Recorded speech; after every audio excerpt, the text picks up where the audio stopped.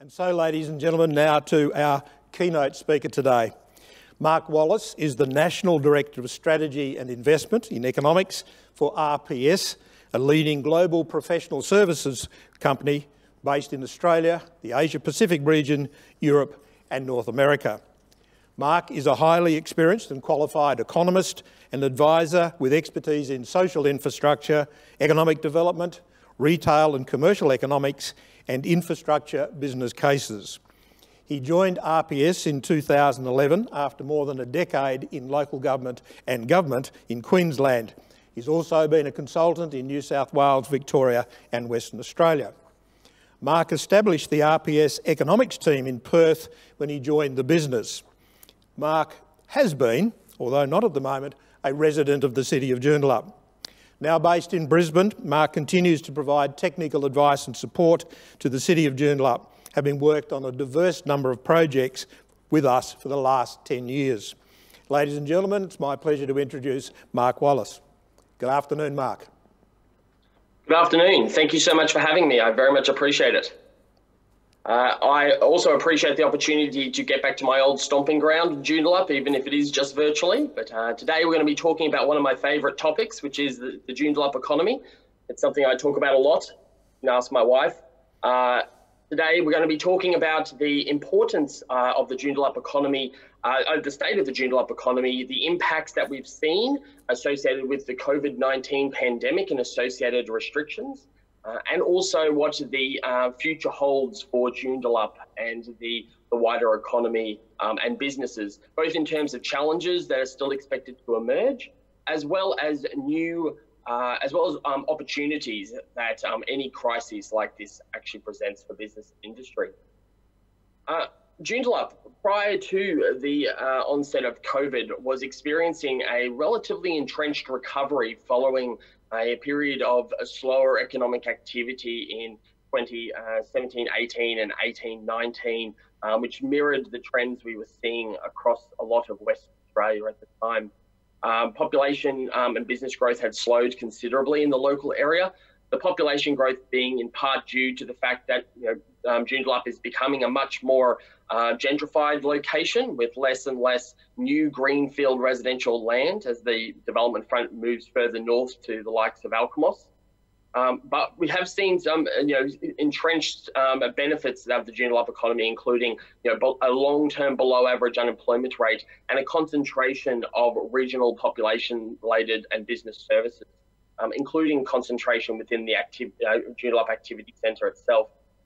Some of the attributes we've seen of this nascent recovery at the end of last year and the beginning of this year through to February was residential building approvals accelerating, including higher density developments.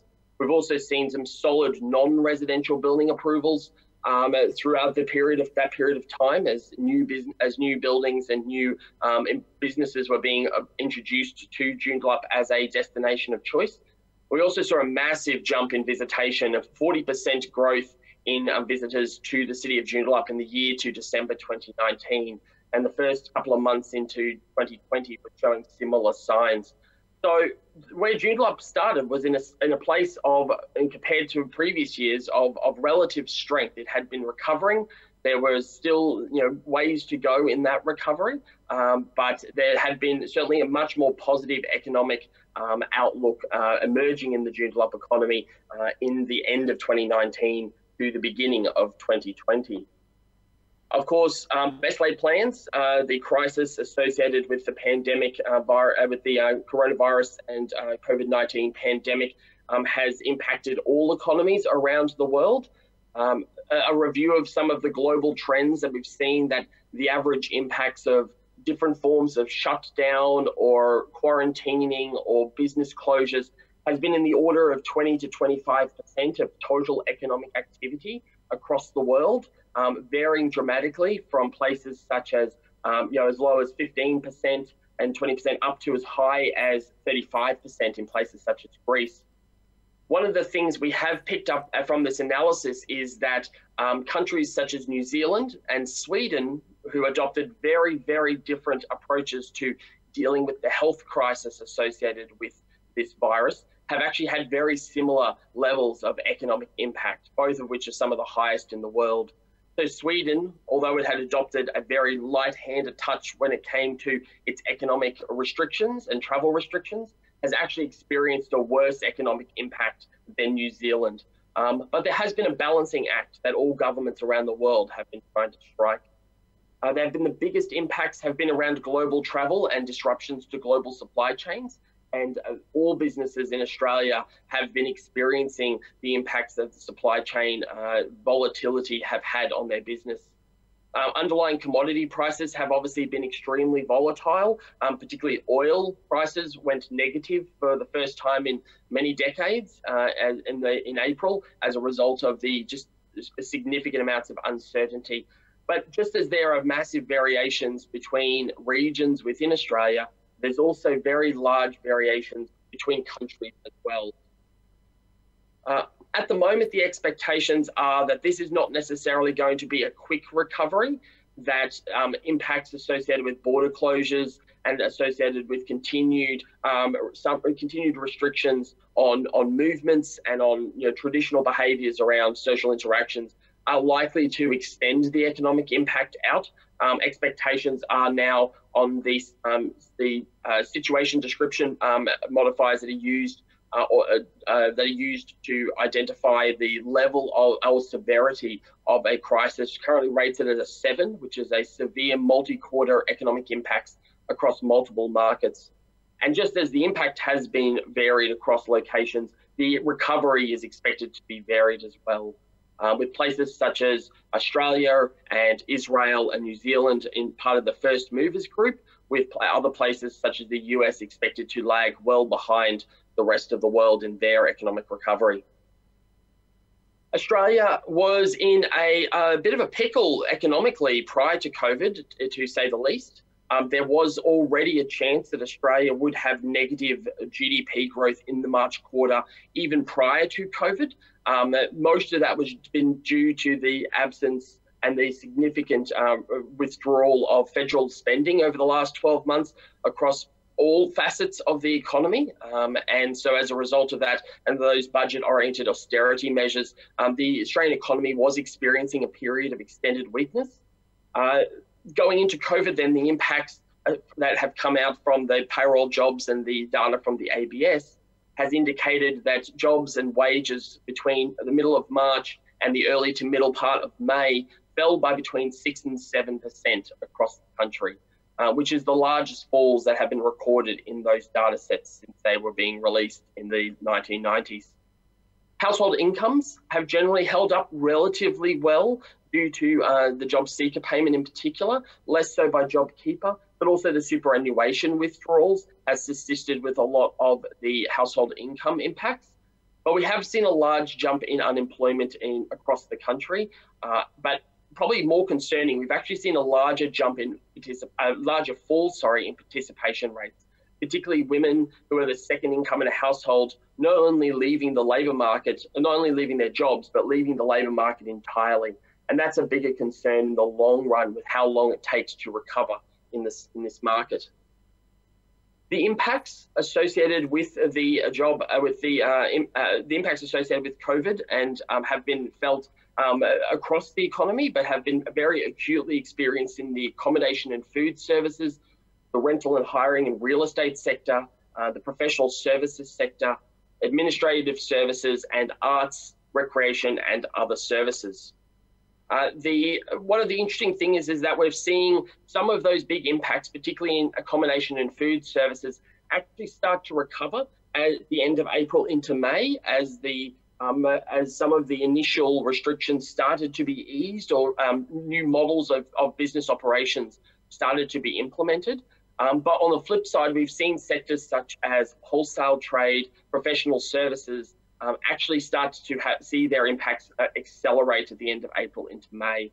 And so that's why we're hearing some big job losses in large consulting firms, for example, large legal and other accounting firms, as those sectors of the economy start to feel the impact of the wider economic downturn.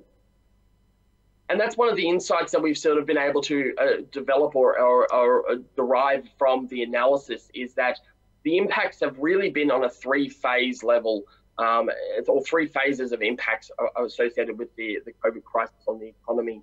The first has been the business to customer transaction impacts. They are the ones where the initial travel restrictions directly impacted the ability of customers and businesses to actually meet and transact.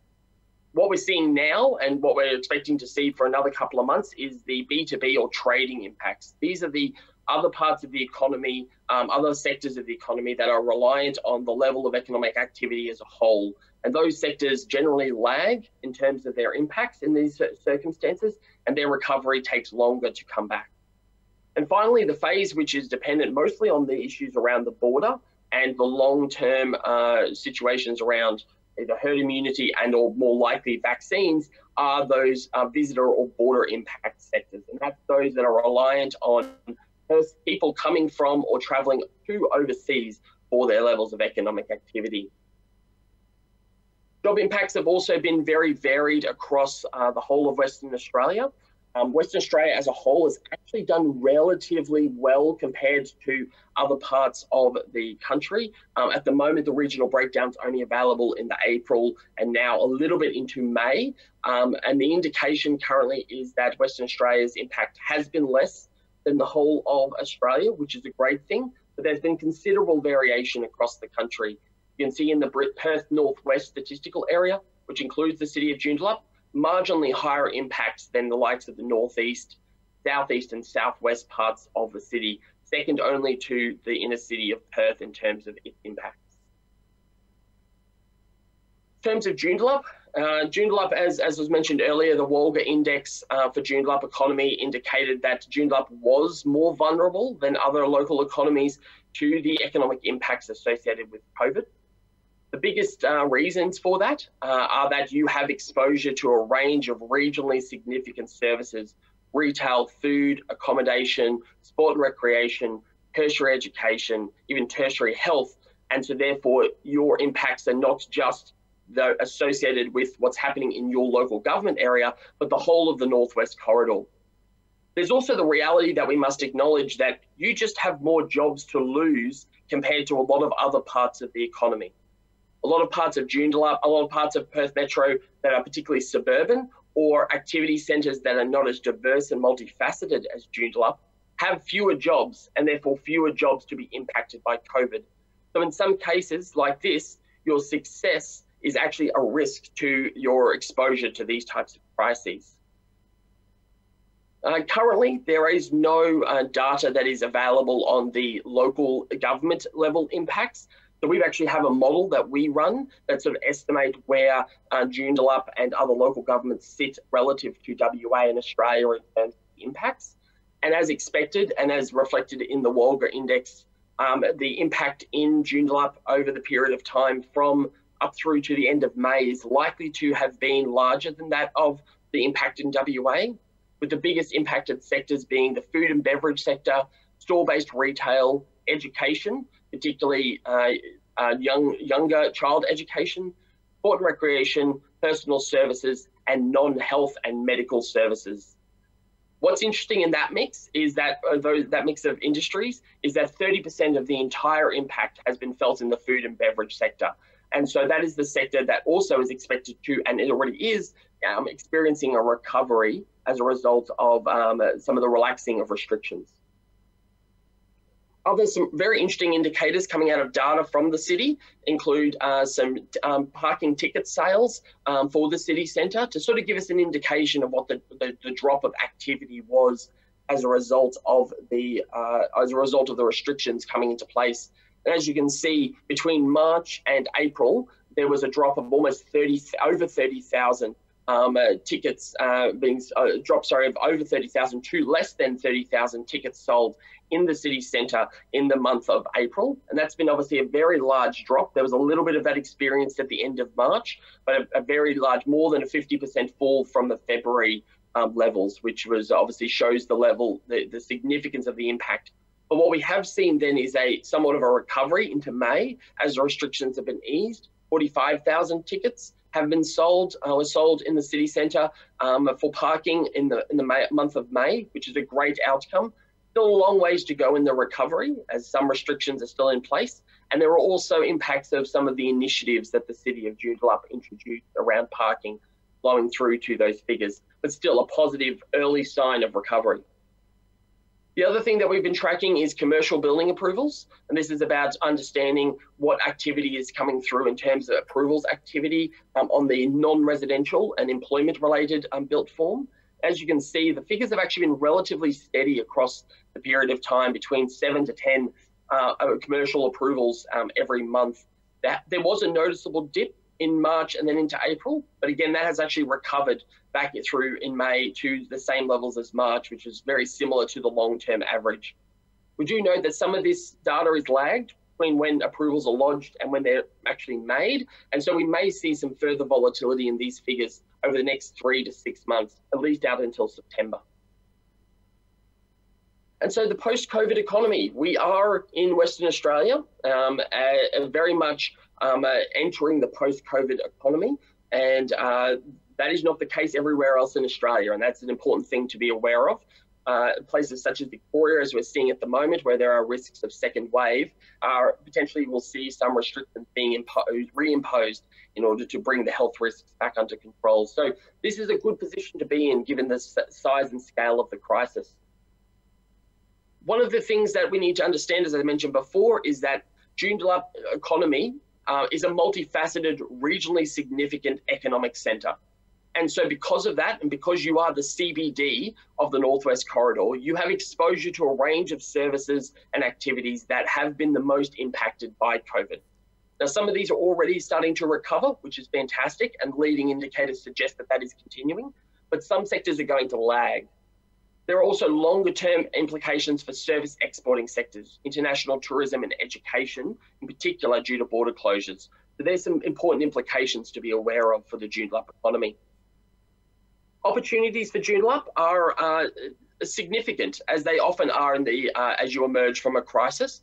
One of the things we know from previous economic scenarios or economic crises and downturns is that the centres of economies tend to recover earlier than the extremities or the outskirts of economies. Now, that doesn't necessarily mean spatially, but it means in terms of what locations, what industries are at the centre of their relative economic networks. And Joondalup, as the strategic metropolitan centre, is very much at the centre of its northwest economy network. So one of the things we would expect to see is Joondalup recovering quicker than other parts of the Northwest Corridor from an economic and an employment perspective. Future investments in health are expected. COVID has shown that there is some vulnerabilities to our health system, and we're expecting significant health investment over the next several years, including the recent announcement around health funding. And so as a result of that, Joondalup has a significant tertiary and non-tertiary health exposure, which is a good thing for the Joondalup economy to have exposure to that new investment. One of the opportunities that I think is really emerging is around the digital and cyber opportunities, both drawing upon the capabilities through ECU and through the city as a whole in the cyber space, but also recognising the role that digital plays in terms of exposing businesses to new markets and new customers, which is going to be increasingly important. We have born global businesses, so new businesses that are entering the market are not necessarily going to be looking just at servicing Joondalup, but instead using Joondalup as a base to service across the country and across the world. And that's something that we need to encourage. We also need to encourage existing businesses to adopt a similar type of approach. Skills and investment attraction. Whenever there is a crisis, we will always experience some form of flight of location or flight to quality when it comes to locations for different for the businesses or skills to locate. Joondalup has an opportunity there through its advocacy and marketing of its success and its economic diversification and diversity to really lobby for the attraction of new skills and new attraction. And then finally, the supply chains and manufacturing is an area that we've seen very much been brought to the fore. So that is looking at new ways in which manufacturing activity can be localized and supply chains can be more within arm's reach of major economic activities. And so that's things such as 3D printing of parts and components, local supply chains and wholesalers for major major industries such as tertiary health and education. So one of the things we need to understand is even prior to all of this happening is Joondalup was already an economy in transition. It's moving away from being one supported by population growth to one that's increasingly dependent on business investment, innovation and entrepreneurship. And so the post-COVID-19 world does present a major opportunity for Joondalup if it moves into that business investment-centric focus to its economic growth. As I mentioned before, some key economic development programs, things such as business and investment attraction is incredibly important. Ability to attract new businesses going forward will help to grow and reinforce and diversify the Joondalup economy. Supporting local businesses, both in terms of their economic resilience, but also encouraging new businesses to form and attract and seek out new markets. There are massive research and development opportunities within the city that are currently untapped, or there are significant opportunities and potential there, given your major business sector, as well as your tertiary health and tertiary education capabilities. Very few places around the world have those three things available to them. Leveraging that is a massive opportunity for the future. Digital and cyber. This is about looking at the ways in which digital technology can be used to access new markets, so that new businesses are not as dependent on single markets that may be impacted by future shocks, but also leveraging the capabilities around cyber that the city and Joondalup as a whole, through ECU and other entities, have developed. And then finally, understanding the supply chain integration opportunities. This is where things such as the business catalogue that was announced today is a great opportunity. We've seen similar programs in other parts of the country do extremely well, not only address some of the information gaps that can exist about what businesses are out there in the local economy, but allow major projects and major investors to be able to look in and interrogate a local economy and see what supply chains they can access locally for their businesses and for their investment. That's a significant opportunity, because in the future, we're expecting greater levels of integration to come out of COVID rather than isolation. But there is definitely a focus on resilience and on making sure our supply chains and our levels of economic activity are secure. Thank you very much. Thank you very much, Mark. I really appreciated that information, because what it does is it shows to our business community, while there's a challenge, there's very, very significant opportunities for us. And if we all get together and collaborate, I'm sure we will very definitely emerge stronger. Mark, I'd like to pursue a couple of the issues that you've raised, if I might. Can you just spend a little bit of time about what you think people need to do in terms of resilience of their business in this post-COVID period? So business and economic resilience is not a new topic. I think COVID has just shined a light on it, to be completely honest. I think the takeaways around resilience is about diversification. It's about being diverse in where your customers are coming from and what markets you're approaching, so you're not at risk of your major market being shocked and by a future crisis. So I think that's a major factor. I think it's also a question of how we use technology as efficiently and productively as possible in our businesses.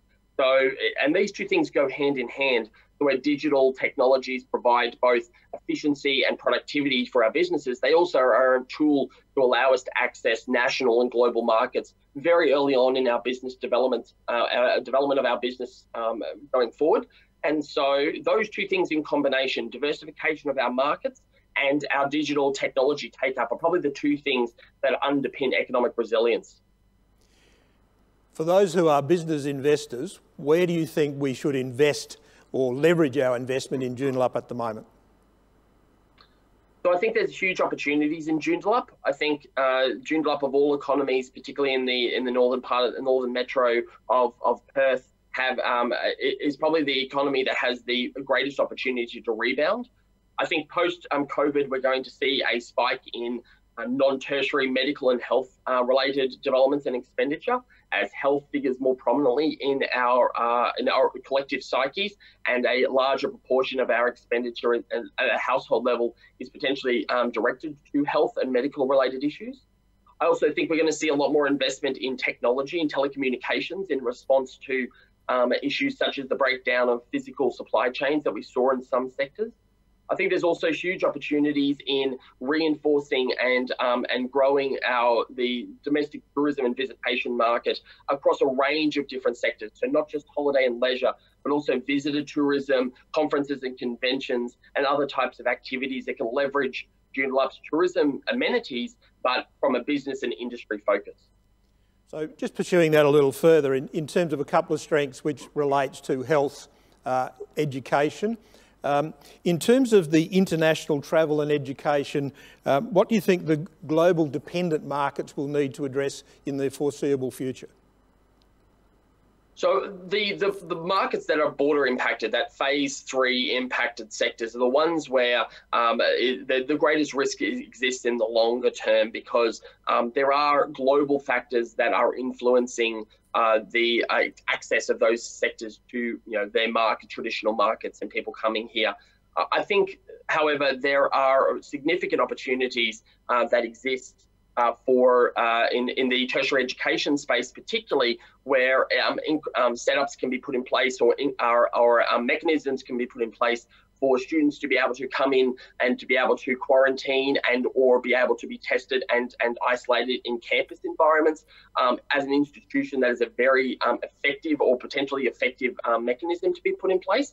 And so I think in the case of the city and for businesses in the city where you have exposure to a major tertiary university, advocating to the state government and the federal government around trialling those types of activities as is already taking place, but then implementing those to be able to open up those institutions as quickly as possible, I think is really key. From a global perspective, look, nothing goes back to normal until we have a vaccine, fundamentally. And so on the tourism front, I think the likelihood is to see emerging travel bubbles around the world, and particularly Australia, New Zealand, Pacific Islands and Singapore are the likely first cabs off the rank. One final question, if I might, Mark. You highlighted the second wave of economic impact, particularly the business-to-business sector. What role do you think government and individual businesses should play to reduce that potential impact? I think there's a huge opportunity for some of the information that we're gathering as part of our research to draw attention to and allow business and industry and council and state governments to focus on growing the diversity and the maturity of local economies. So where traditionally we may have gone overseas for supply chains, looking locally and using things like the business catalogue to be able to look for local supply chain opportunities and be able to internalise some of that money. I think there's opportunities for council through smart procurement to look at ways in which your capital budget, and also lobbying through to the state and the feds to direct monies and to Joondalup businesses, not just Joondalup projects and investment. And I think that's a huge opportunity as well. Finally, I also think businesses as a whole, we need to understand that the model has now changed. The way in which we do business was already trending towards flexible, digital, diverse and sustainable. And all COVID has done is accelerate that. And so I think taking advantage of a lot of the resources available, including through the city, around business programs, around improving management systems, increasing the adoption of new technologies around digital technologies in particular to grow your business is now, that's the business as usual now. That's not for the future, that's not best